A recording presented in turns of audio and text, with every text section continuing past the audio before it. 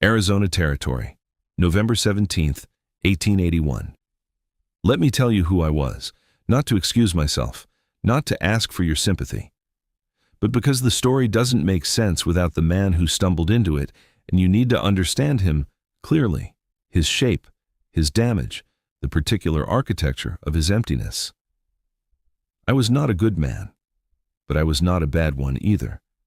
And I want to be precise about that, because on the frontier, those two categories are not adjacent. There is a wide country between them, and most men I knew lived there without ever noticing which direction they were drifting. I had been a scout for the 3rd Cavalry out of Fort Whipple from 73 to 79, 6 years of reading the land for men who had already decided what they were going to do with what they found. I was good at my work. Exceptional, if you asked my commanding officer, who meant it as a compliment and did not understand why I received it as a verdict. I got out after Hembrillo Basin. I will not tell you everything that happened at Hembrillo, because some of it is not mine to tell. But I will tell you this. There was a woman there who reminded me of Margaret. Not in her face, not in her coloring, not in anything physical, but in the way she stood over her children, the way the body takes a particular shape when it is prepared to absorb whatever is coming so that someone smaller doesn't have to. Margaret had stood that way once, in a doorway, during a storm that took our roof. I never forgot the shape of her in that moment. I recognized it at Hembrillo. And then I watched what happened to it. I gave my notice the following morning. My commanding officer told me I was throwing away a career over squeamishness. I told him it wasn't squeamishness. I told him I knew the difference between a war and something else, and what I had witnessed at Hembrillo was something else. He told me that distinction was a luxury. I told him that luxuries were all I had left, and I wasn't inclined to give them up. I came to Prescott. I built a house with my own hands, 40 acres of red earth 12 miles from town, a root cellar, a garden, and a corral for a mule named Thomas, who had belonged to the previous owner and whose personality suggested he had opinions about the transition. I cleaned my rifle every Sunday. I tended my garden. I traded in town on the 1st of every month and was known there as a man who had nothing to say and said it pleasantly.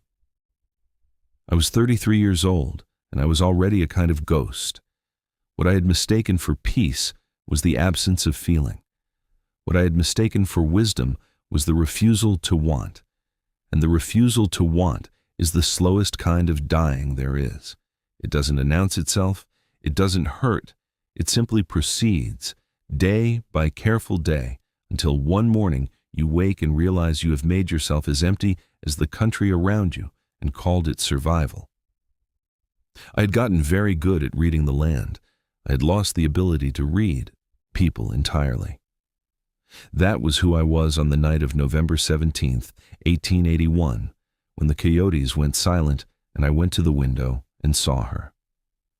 The night was clear and merciless, the way November nights are in the Arizona desert, the sky so thick with stars it looked like something spilled.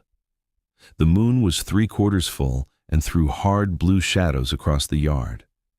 She was against the far side of the garden wall. I almost missed her. She was that still. Most people, when they are hiding, make the mistake of pressing against the ground, trying to disappear downward. She had done the opposite. She had tucked herself into the shadow thrown by the wall itself, upright, her back against the stone, her profile broken by the silhouette of the mesquite above her. She had read the geometry of my yard and found its one blind spot, and she was in it. In the crook of her arm, face turned into her shoulder, was a boy. I stood at the window for a long time. I thought about who she could be and what she might want, and whether she was a decoy and whether there were men in the mesquite waiting for me to step outside. I ran every calculation that 6 years of scouting had put in my blood. And then I looked at how she was holding him. She had given him her blanket. She had nothing, no coat, just a worn cloth shirt and leather leggings. The cold that came off that desert rock in November, after the sun went down, was a serious thing. She had taken it all herself and given him the warmth. No one holds a decoy like that. I set down the rifle. I put on my coat and boots. I put food and water on the step and left the door open and sat down at the table with my back to the night. And I waited. I thought about Margaret while I waited, specifically about the way she used to hum while she cooked, a tune she claimed she had learned from her mother, but which she changed slightly every time, so that over the years it had become entirely her own. I thought about how I had not once, in the 5 years since her death, been able to remember the melody correctly, how it remained at the edge of my memory, always almost there, always just wrong when I reached for it. I was thinking about this when I heard the soft press of a foot on the threshold. It was the lightest sound you can imagine, a whisper of soul against wood. I did not move. I said in Apache, not fluent, not even graceful, but enough. Eat. Sleep. I will watch the road. She said nothing, but she came inside, and the door stayed open until she decided to close it herself. And she did, eventually, softly, from the inside. I watched the road all night. The cold turned the color of ash before dawn came, and when the first light struck the Bradshaw Mountains and turned them the color of an old wound, I was still at the window, and they were still behind me, and the world had not yet discovered what I had done. It felt, in that first morning light, like a stay of execution. I did not know then that it was something else entirely. Days 1 through 7. Her name was Necha. Her son was Taza. He was 5 years old, and he had his mother's eyes, the same dark, hawk-quick intelligence. But where hers moved constantly, his were very still. And that stillness in a child of 5 is something that once you see it, you don't stop seeing it. He had been still since September, since the day his father fell. She told me about Chato on the 3rd morning, not because she trusted me, but because I had asked, and she had decided that a man who asks deserves a plain answer. That was her nature. Not warm, not cold, but precise. She gave you exactly what the question earned and not one syllable more. Chato had been a farmer. I want you to hold that word, farmer, because in every story the West tells about itself, the Apache man is a warrior, a raider, a red shadow on the horizon of someone else's fear. Chato was a man who grew corn, who repaired his family's shelter in autumn and watched the sky for rain the way any farmer watches the sky, with the particular patience of someone who understands that wanting doesn't make it come. He had believed, with the stubborn faith of a good man, that if you asked nothing of the world beyond what you planted, the world would return the courtesy. Lieutenant Harlan Greer disabused him of that belief on the 14th of September, 1881. Greer's patrol had come through the San Carlos area following a series of raids that Necha's family had nothing to do with. The captain had been replaced by Greer 2 months prior, and Greer was the kind of young officer who understood his orders as a conversation he was winning. His orders were to relocate Apache families to the reservation. The fact that some of those families were already living peaceably on land they had farmed for years was a complication he had streamlined out of his thinking.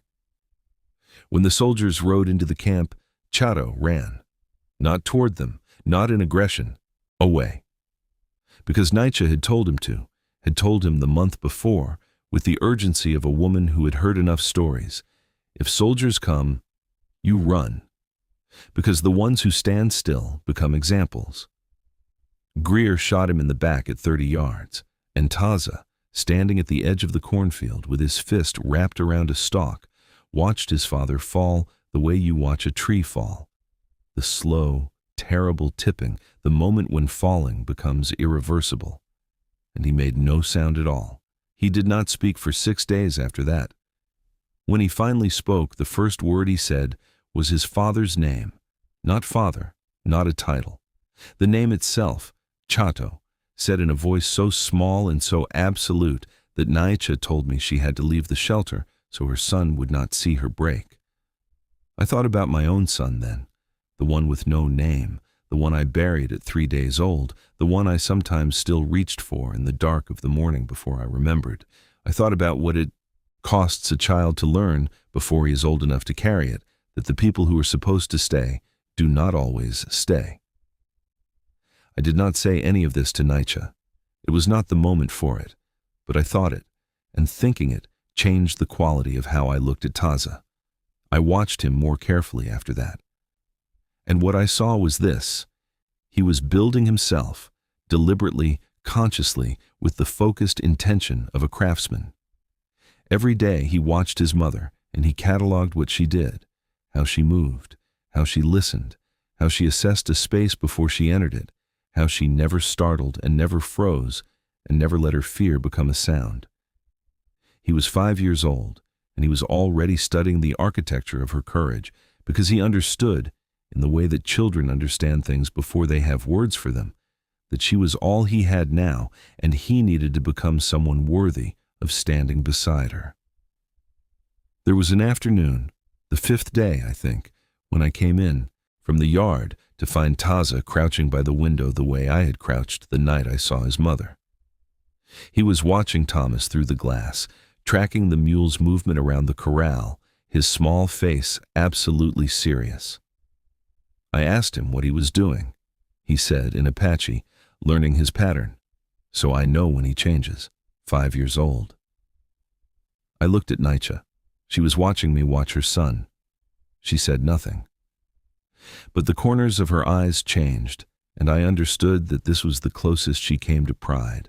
Not performance, not announcement, just a small private tightening, like a hand closing carefully around something precious. We found our rhythm in those first days, the way people find rhythms in close quarters, not by design but by accommodation, the slow negotiation of two strangers sharing the same air. She cooked, better than I could, transforming what I had stacked in the pantry out of duty rather than pleasure into things I found myself looking forward to. She worked with the efficiency of someone who has cooked over small fires, in silence, with one ear always open, no waste, no ceremony, nothing done twice. She repaired a tear in Taza's shirt on the second afternoon. I watched her hands, the needle moving with a precision that seemed impossible given how little light came through the shuttered window. The stitching she left behind was finer than anything I owned. She set the shirt aside without examining it, without seeking acknowledgement. It was just a thing that had needed doing. On the 4th morning, Thomas knocked over a full water bucket in the corral and stood looking at the spreading stain in the dirt with the absolute composure of an animal who has decided that consequences are a concept that applies to others. From behind me, from the window, came a sound, not a laugh, something more private than that, a small, controlled amusement pressed between her teeth, barely audible, there and gone in an instant. But it reached her eyes. I saw it reach her eyes. And for a fraction of a second, she was not a woman in hiding, not a woman who had buried her husband and crossed the desert on foot and pressed her son's face against her chest to shield him from the coyotes and the cold. She was just a person who thought something was funny. I have thought about that sound many times in the years since. I have thought about what it costs a person to laugh in the middle of the worst thing that has ever happened to them, what it means to have that capacity, what it says about the integrity of the self that survives. I turned back to the yard before she could see me smiling. Days 7 through 10. On the 7th night, she asked me why I left the army. Taza was asleep. The fire had burned down to coals, and the room was the particular red gold of a late fire, everything softened and close. She asked it without preamble, the way she asked everything, directly, as though she had earned the right to the question and was not going to spend it carefully. I told her about Hembrillo Basin, not the version I had told myself in the years since, the clean version, the one that made me the man who saw the wrong thing and did the right thing, the actual version, the one where I stood and watched and waited until it was over, and then submitted my resignation the following morning, because I was efficient even in my horror, and what I did not do was stop it while it was happening. She listened to this without expression. When I finished, the fire shifted and sent a small column of sparks toward the ceiling, and she watched them die before she spoke. She said, "You left after, not during." I said, "Yes." She said, "And you have been explaining the difference to yourself ever since." I had no answer for that. She said, "Most men in your position would have found a way to believe they were good. You decided instead to believe you were finished. I wonder if there is much difference between the two." I said, "There's a difference." She said, "Tell me what it is." I sat with that for a moment. I said, "One is a lie you tell yourself to keep going. The other is a truth you tell yourself that has the same effect." She looked at me for a long time, not with pity.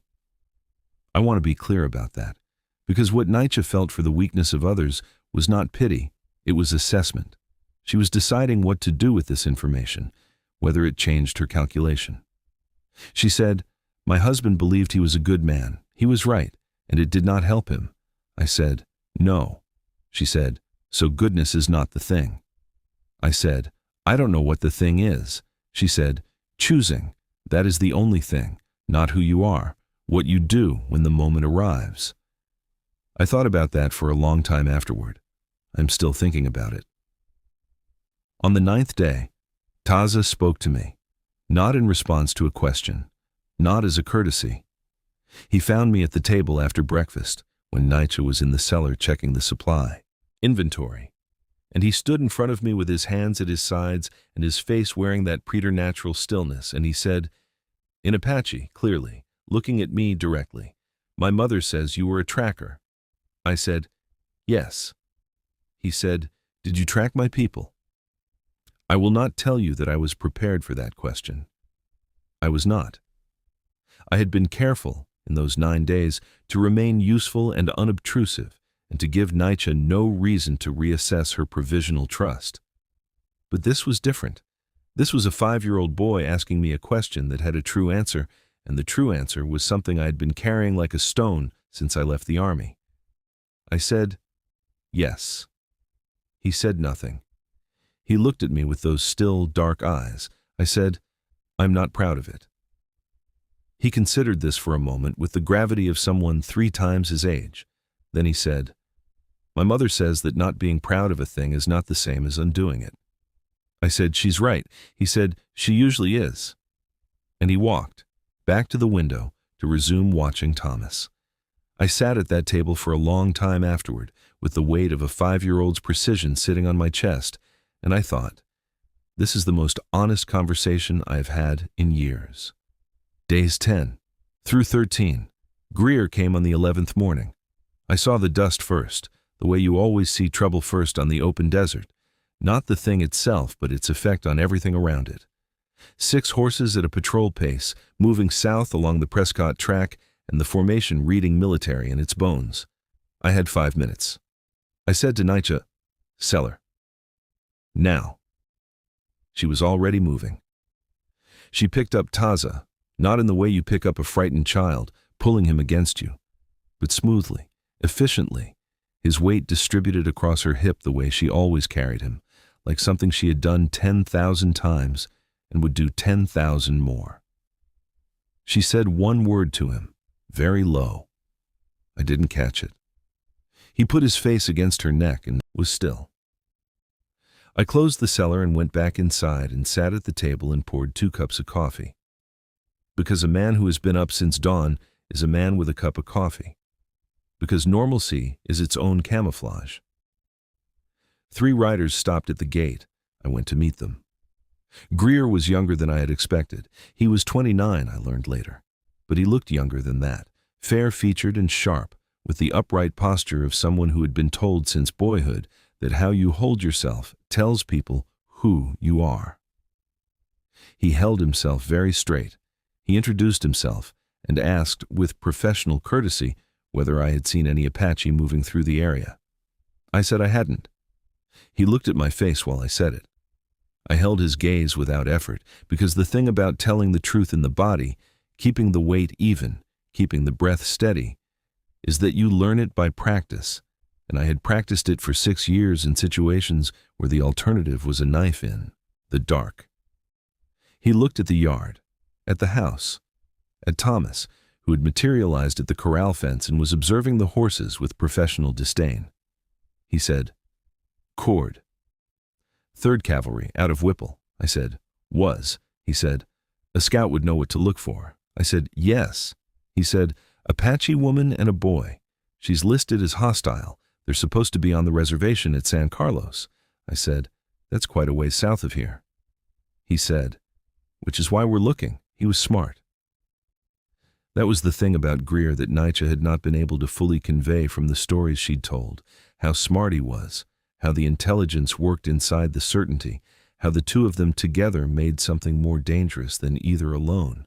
He believed he was right. He was also very good at being right about small things, reading terrain, following logic, narrowing search parameters. The catastrophic wrongness of his larger convictions was completely invisible to him. He looked at me one more time. He said, "You'll keep your eyes open." It was not a question. I said, "I'll keep my eyes open." He turned his horse. The riders moved south. I watched them until the dust swallowed them, and then I stood in the yard for another full minute, breathing the cold air. Then I went to the cellar and opened the door. Nietzsche was standing in the dark with Taza at her hip, his face still pressed against her neck. She was looking at me with those hawk's eyes, and she was not shaking, and she had not been shaking even once in the entire time she stood down there in the cold and the dark. And I thought, how does a person build that much stillness? What does it cost to be that still? I said, "He's gone." She looked at me for a long moment. Then she said, "You're shaking." I looked at my hands. She was right. I said, "I'm not afraid." She said, I know what you are." And she carried Taza out of the cellar and into the warmth, and she did not explain what she meant, and I did not ask her, and we did not speak again until after the boy was asleep. That night, she told me that Greer was not going to stop. She said it plainly, as she said everything, not to frighten me, not to manipulate me, but because she had assessed the situation and she was telling me its actual shape. She had been watching him for 7 weeks. She knew how he moved, how he thought, how he narrowed a search by logic and by patience. She said, "He is the kind of man who gets to a thing by removing everything it is not. He has removed most of what I am not. We have a few days at most." I told her about Cutter, about the price. She listened without expression. When I finished, she said, "And you trust him?"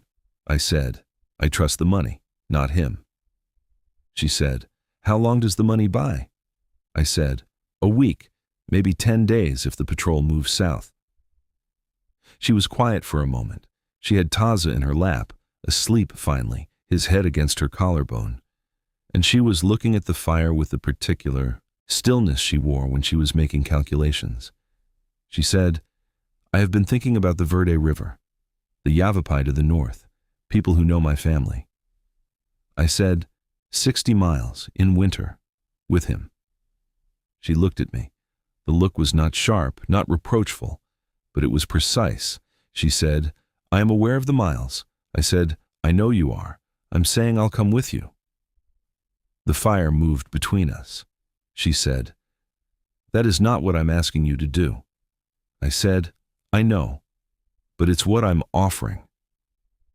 She looked at me for a long time after that, and then she looked down at Taza, at the soft, trusting weight of him in her lap, at his face open and unguarded in sleep the way it never was when he was awake.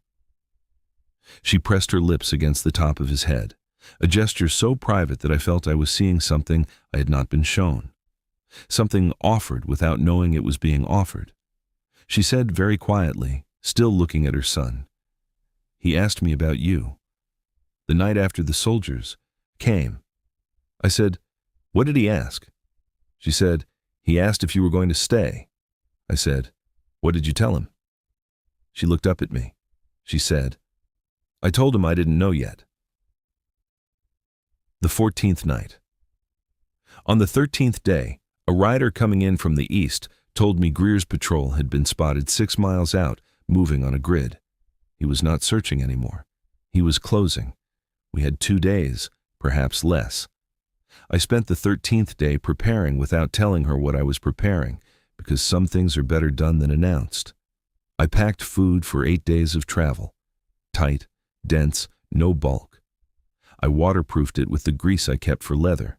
I pulled out my good boots and set them at the foot of the cellar steps. On the 2nd day, when she had not been looking, I had pressed her footprint in the dust of the cellar floor and measured it. The boots were a half size large. I set wool socks thick enough to fill the gap beside them. She found them on the morning of the 14th day. She stood at the foot of the steps and looked at them for a long time, long enough that I thought she was going to say something. She didn't. She picked up the socks, she put on the boots. She walked across the dirt floor, and her stride was different, longer, steadier, the boots making that dry, authoritative sound that worn leather makes on hard ground. She did not thank me for this. She was not the kind of woman who thanked you for seeing her clearly. She treated it as something closer to an obligation. Which is to say, she considered it her due, not her luck. I respected that enormously. That night, after Taza was asleep, we sat by the fire. She had positioned herself slightly apart from me, the way she always sat, near enough to speak, far enough to stand and move in a single motion if she needed to. There was a discipline in how she occupied space, a constant readiness that I had stopped noticing until that night, when I noticed it as something I was going to miss. I was going to say something. I was building toward it in my head.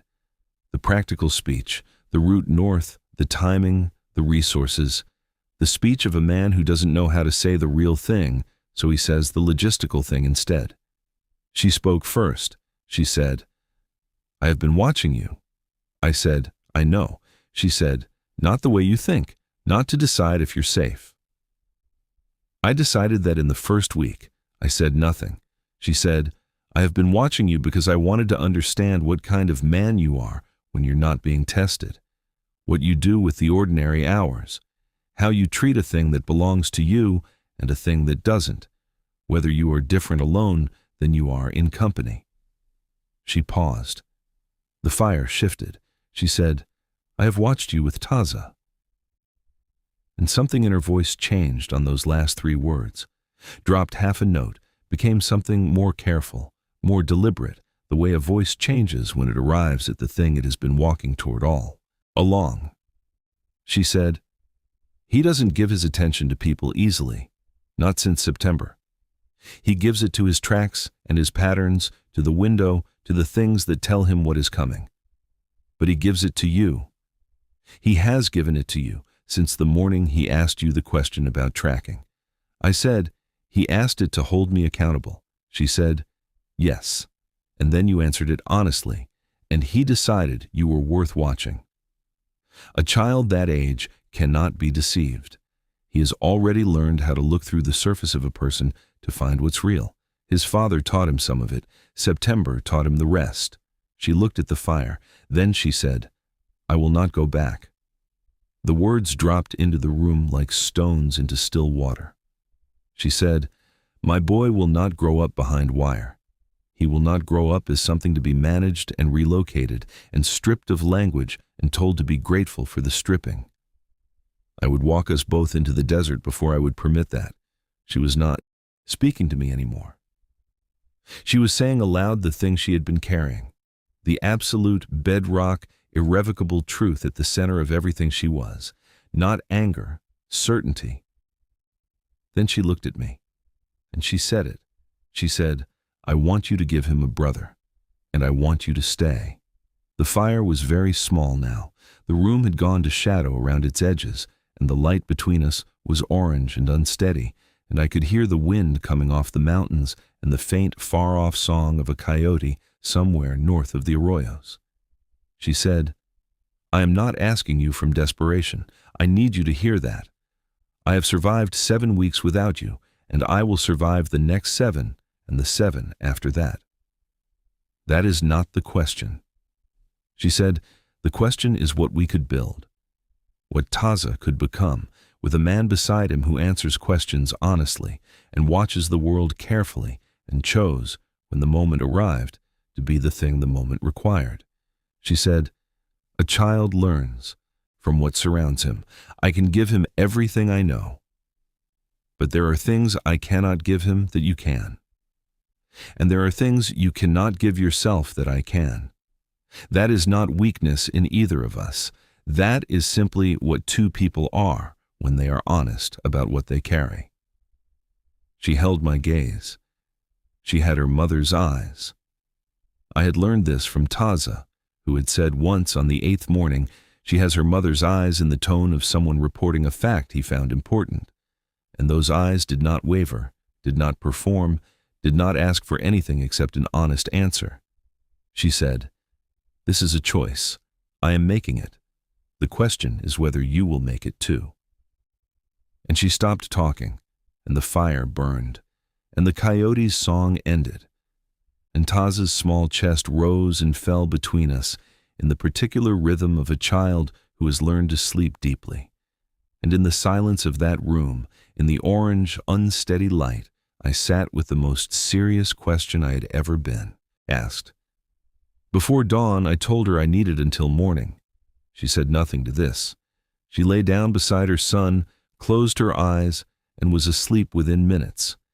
The specific, total sleep of someone who has learned that rest is a resource, not a comfort, and that you take it when it is available without ceremony or negotiation.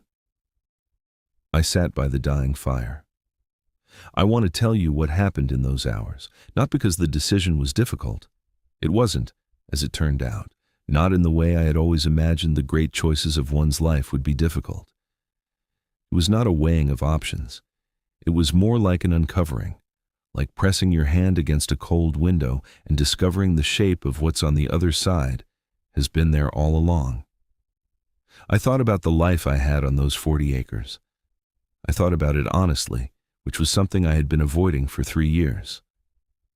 I thought about the cleaned rifle and the empty table and the month-by-month return to town where I was known as a man who had nothing to say and said it pleasantly. I thought about how I had called this peace, how I had told myself that wanting nothing was a form of freedom, how the opposite of grief, I had decided, was absence, the removal of all the things that could break you. But absence is not peace. Absence is just the longest, quietest grief there is. It doesn't announce itself as grief, which is why it is so easy to confuse with something better. It comes to you as a kind of clean, empty quiet, and you thank it, and you stay in it, and the years go. I had been staying in it for 3 years, and then Nietzsche came through my door on the 11th minute, and Taza watched Thomas through the window with the focus of a child who has decided that understanding the patterns of the world is the only real protection against it. And I watched them for 14 days. This woman, who had lost everything a person can lose and was still choosing, still building, still reaching towards something real with both hands, and something in me that I had very carefully buried came back to the surface. I had gotten good at reading the land. I had lost the ability to read people, I had told myself. But that was not true. I had lost the willingness to. The ability was intact. It was just that reading people means letting them mean something, and letting things mean something is the risk I had decided I would not take again. Nietzsche had made me take it anyway, not through force, not through manipulation, simply by being in my sight for 14 days, by being so completely and unflinchingly herself that my long, careful numbness had cracked right down the middle, the way stone cracks when something roots in it and grows. I thought about my wife, Margaret, about the way she hummed while she cooked, that melody I can never quite remember. And I realized, sitting in the dark, that what I owe her is not my emptiness. What I owe a woman who loved me is not the destruction of the self she loved. That is not loyalty. That is just another name for hiding. I thought about the son with no name, the 3 days he had, the impossible lightness of him. And I thought, he was a person I could not keep. Taza is a person who is here. And the question of whether love is something you spend once or something you carry into every room you ever enter, that question had been waiting for me for 3 years. I had my answer now. I thought about Nietzsche's offer, the plain, clear dignity of it, the way she had said, "I am not asking you," from desperation, and meant every syllable, the way she had made the distinction between need and choice, and held that distinction with both hands, because she understood. She understood in her body and her history and the marrow of her bones that a life built on desperation is no life at all. She was asking me to build something real, with full knowledge of the cost. At 4 in the morning, I walked across the room and crouched beside her. She opened her eyes immediately. She had not been sleeping deeply. She never was. I said, in Apache, quietly, the language she had given me more of in these 14 nights than 6 years of scouting had taught me, and I wanted to give it back to her in the giving of my answer. I said, yes, all of it. I choose it. Her eyes did not change, but something around them did, a releasing, the way a hand releases when it has held something tightly for so long that the opening becomes a kind of grief in itself. She said, "Then we leave at first light." I said, "Yes." She said, "You'll need to leave the mule." I said, "Thomas will manage. He has opinions about everything. He'll find someone to share them with." She made the sound, that private, controlled, between-the-teeth sound that I had first heard on the 5th day, at the window, watching Thomas regard the consequences of his own actions with royal indifference. But this time she let it become something more, not loud. Nothing about Nietzsche was ever loud, but full, warm and real and wholly, unguardedly her. She looked up at me from the floor, her son asleep between us, his chest rising and falling in the rhythm that meant he felt safe. And she smiled. Not at me. With me. There is a difference, and it is the whole difference. I went back to my chair, and I did not sleep, and I did not want to sleep, and when the first pale gray of the pre-dawn came through the cracks in the shutters, I was still sitting there, and I was not empty. 3 years later, Verde River Country, Arizona. We went north, 62 miles, 8 nights of moving by starlight through the desert, following arroyos and stone ridges and the dry grass flats where the ground held no prints.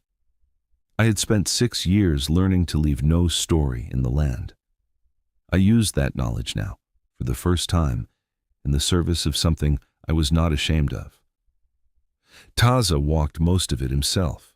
He complained once, on the 3rd morning, when the water in his skin had frozen overnight and he held it up to show me, his small face a precise study in injustice. I wrapped it inside my coat and gave it back to him 20 minutes later, thawed. He accepted this without commentary. He did not complain again. Greer's patrol lost us south of the Verde. We crossed 3 creek beds and moved 2 miles along a limestone shelf that held no tracks. And when we came down off the stone, the desert behind us was unreadable. I knew, because I was the one who had taught myself to read it. On the 8th day, we reached Yavapai country. There were people there who knew Nietzsche's family. There were difficult weeks. I had expected them, and they were right to be difficult. I was a white man who had been a soldier's scout and who was now standing on land where the consequences of what soldiers' scouts had done were visible in the faces of every person who looked at me. You do not overcome that with a speech. You do not overcome it with good intentions. You overcome it the only way it can be overcome.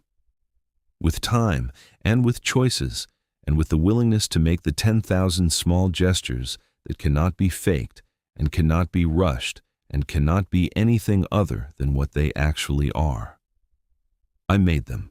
I learned the language, not the Army Apache with its gaps and its utilitarian flatness, the real thing, the language that has 60 words for the quality of light and no word for surrender, the language that holds the whole philosophy of its people in its grammar, the language that Nietzsche spoke when she forgot I was listening, and her voice dropped into a register I had no English translation for, something between a prayer and a decision. Taza taught me most of it. By the time he was 7, he would sit beside me in counsel with the gravity of an elder and translate in both directions, not just the words, but the architecture behind them, the weight and the implication and the thing that was not being said but needed to be heard. The elders found this hilarious and tried not to show it. He would look at them with those still, dark, hawk-quick eyes, and they would compose themselves, and he would go back to translating with the focused dignity of someone who took his work seriously and expected others to do the same. He had his father's seriousness, his mother's precision, and something entirely his own, an absolute constitutional absence of self-pity that I have been trying, ever since, to learn from. The brother he got was born in the spring of the following year. We named him for the season. In Apache, the word for spring is also the word for a thing that comes back. We named him this because it seemed true, because Nietzsche's people were a thing that would come back, regardless of what was done to them, because I had come back to myself after a long time away, because a child named for returning seemed, in that canyon with the cottonwood coming into its first green, and the river running clear from the snowmelt, like the most honest name we had. Lieutenant Harlan Greer was killed in the summer of 1882 during a skirmish near Fort Apache. I heard it from a passing trader, and I sat with the information for a long time, waiting to feel what I expected to feel. What I felt was grief, not for him exactly, or not only. Grief for what he could not become, for the young man so certain of his rightness that the world's correction of him had to come all at once and violently, because he had left no room for the slower kind, for the waste of it, for the truth that there is a version of Harlan Greer who, if something earlier in his life had cut him differently, might have been a man worth knowing. Some lessons only arrive one way. That is one of the most sorrowful things about being human. We do not always make it to the teaching. Cutter died the following winter. No one who came to settle his estate knew what the money in his lockbox was for, or how it had gotten there. I hope it ate at him, the not knowing. I hope he thought about it on the mornings when the cold came off the rock and the world felt very small. Thomas the mule was adopted by a farmer south of Prescott, who described him in a letter to his brother as the most opinionated animal in the territory, and said he'd gotten more use from the animal's disapproval than from most men's cooperation. I read that letter 3 years later, passed along by a trader who knew my name, and I showed it to Nietzsche, who made the sound that means she thinks something is funny and does not feel the need to announce it. I have been asked, in the years since, whether I regret it. I want to answer that carefully, because the question deserves care. I regret what was done to Nietzsche's people. I carry it. I will carry it in the way that a man carries a thing he did not do, but also did not prevent, not the full weight of the perpetrator, but not clean of it either. The history of the South, Arizona Territory, in those years belongs to everyone who was present, regardless of what each person chose. I was present, I was part of the machinery, before I was not. That does not wash out. I do not regret the choice I made on the 14th night. I do not regret the 40 acres I left behind, or the last of my savings I gave to a man named Cutter, or the career I walked away from in a single morning at Fort Whipple after Hembrillo Basin. I do not regret a single morning of waking in the mountains with the early light coming through the smoke hole of our home and Nietzsche already awake, already at the door of the day with her full attention, already in the business of choosing. This woman who taught me that the loss of everything is not the same as the end of everything, that the heart is not a fixed resource, that it does not run out if you use it, that you can want again, that wanting again, after great loss, is not disloyalty to what you lost. It is the best tribute you can offer, to keep going, to keep building, to keep saying yes to the terrifying, costly, irreplaceable possibility of a future. She taught me that. Taza taught me the language. The younger one taught me what it sounds like when a child laughs so hard the sound comes out of him in waves, helpless and total and completely without shame. These are not small things. These are not small things at all. There is a canyon we know, north of the Verde, where the walls run red and gold in the late afternoon, and the shadow comes slowly across the floor like water rising. We go there in the autumn, the four of us, when the cottonwoods have turned and the air has that particular sharpness that the desert takes on in October, clean and faintly dangerous, like a blade that has just been whetted. We sit in the canyon, and Taza tells his brothers stories about their father, Chato, the farmer, the man with the corn plot, the man who believed in the stubbornness of goodness. He tells them carefully and at length and with the specificity of someone who understands that memory is the only land that cannot be taken from you. And Nietzsche sits beside me on the red stone, and she watches our sons in the long light, and she does not speak. There is nothing to say. The canyon holds it all, every choice, every night, every 11-minute wait that changed the shape of a life. The desert keeps everything, if you know how to read it. I do now.